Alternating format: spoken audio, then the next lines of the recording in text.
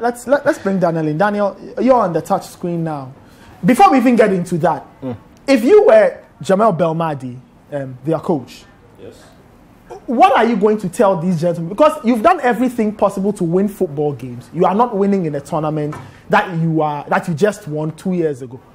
What do you think he will have to tell them to get them going? And I'm asking this because there might be some players who start feeling nervous and they might panic. Say after 65 minutes, it is still goalless. Panic might set in and all of that. So first question, how does he motivate them for this one? And then we can get into the tactical bit you want to show us. And if I was a head coach, first thing I'd do is to call my team psychologist.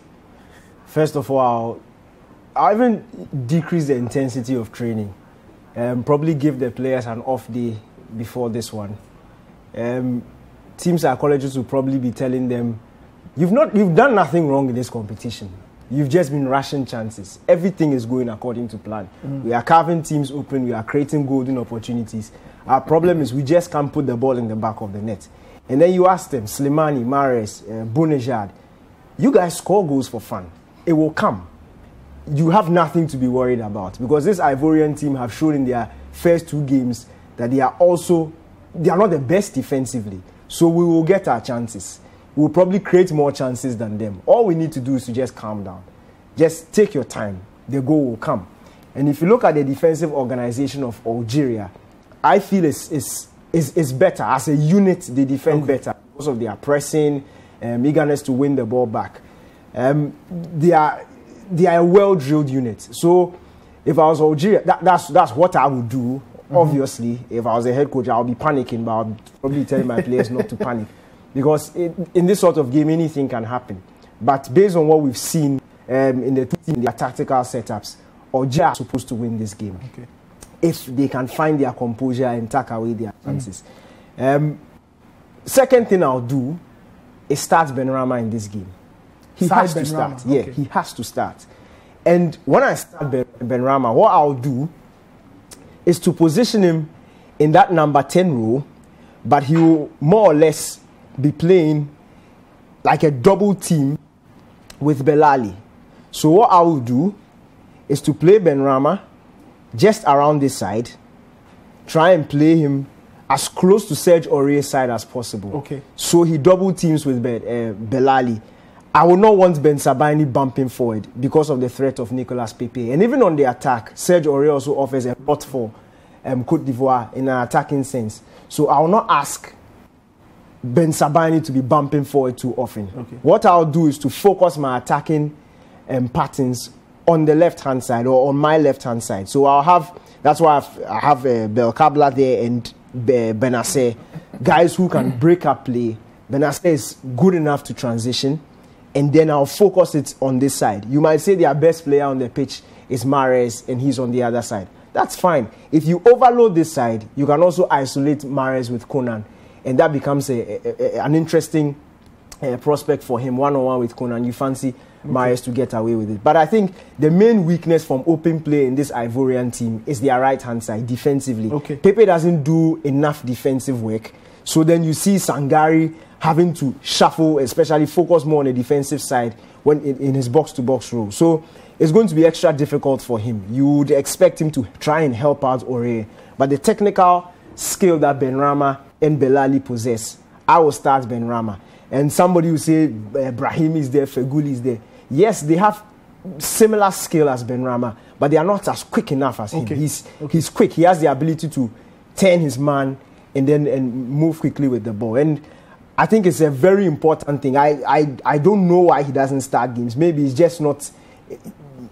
Maybe the coach just doesn't fancy him, but he has enough quality to be able to punish the Ivorians. But if I was Algeria, on the other hand, I'll also be watching how I defend set pieces. Okay. And this is actually something I wanted to highlight after the Equatorial Guinea defeat. Yeah. But I think this is perfect.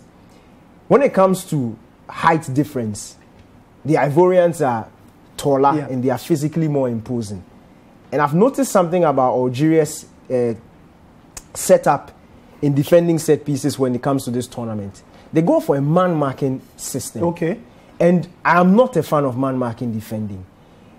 Because when you man-mark, in fact, teams who man mark should have defending players who are physically dominant and taller than the opposition, so that you can dominate them in the air.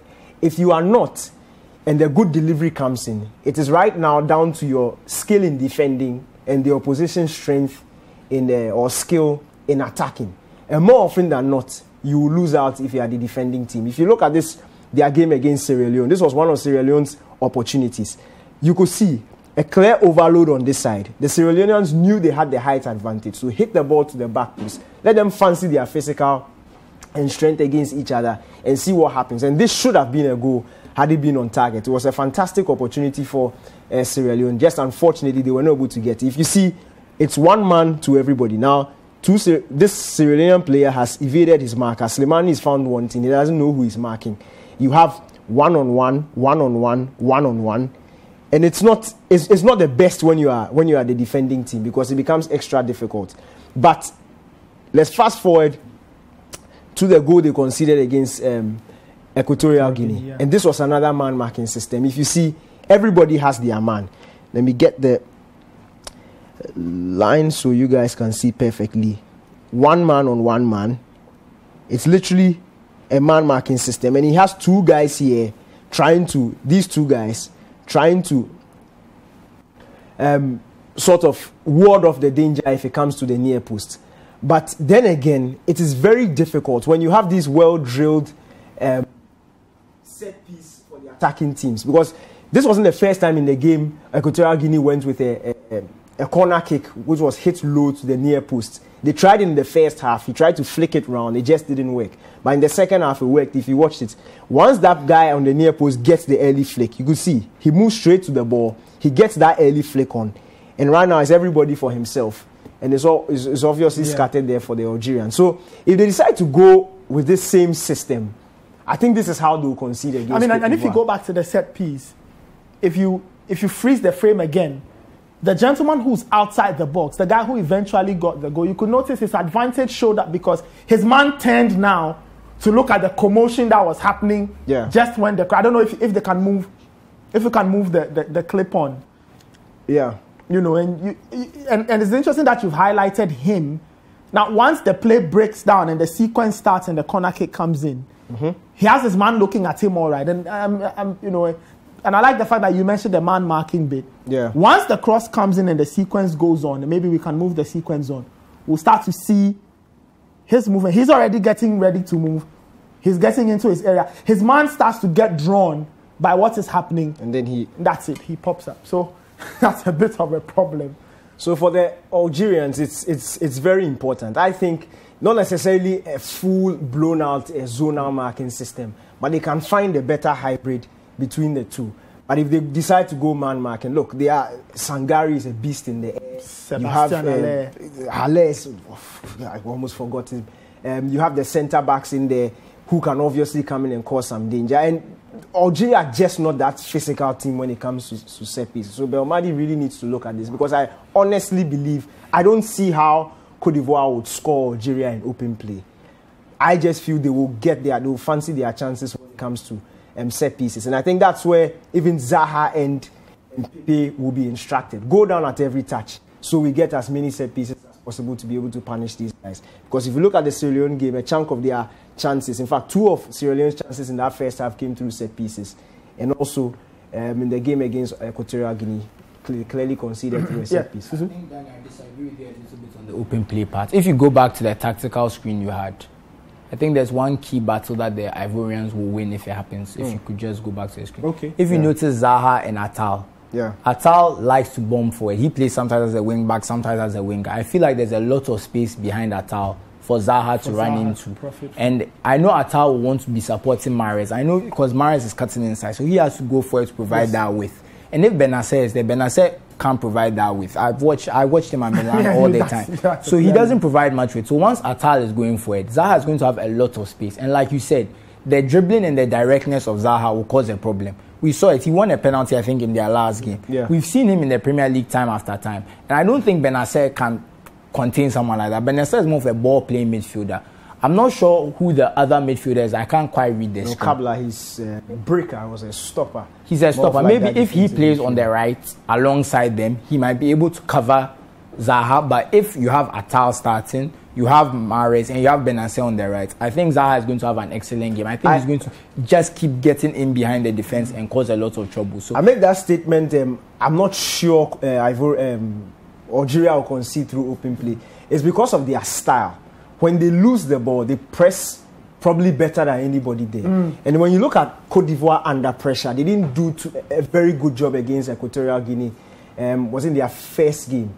Equatorial Guinea were able to pass the ball around them. They find it very difficult to pass the ball and keep the ball in possession. So then, if that is going to happen, then they might as well go for a more direct route and try and get Zaha as quickly as possible. But then it will also be difficult because I feel Algeria are that sort of team that suffocate the life out of you. So yes, Zaha will get his opportunities to isolate Atal, but I don't think they will be as glaring as open enough for him to go all the way and get the goal. I feel the instruction for Zaha and Pepe will be anytime you get the ball one-on-one, try and take back the strength of Halle and the guys in the box to be able to punish them, because I genuinely don't see Côte d'Ivoire dominating possession, having the time to pass the ball around and catch Atal out of position when he bumps forward.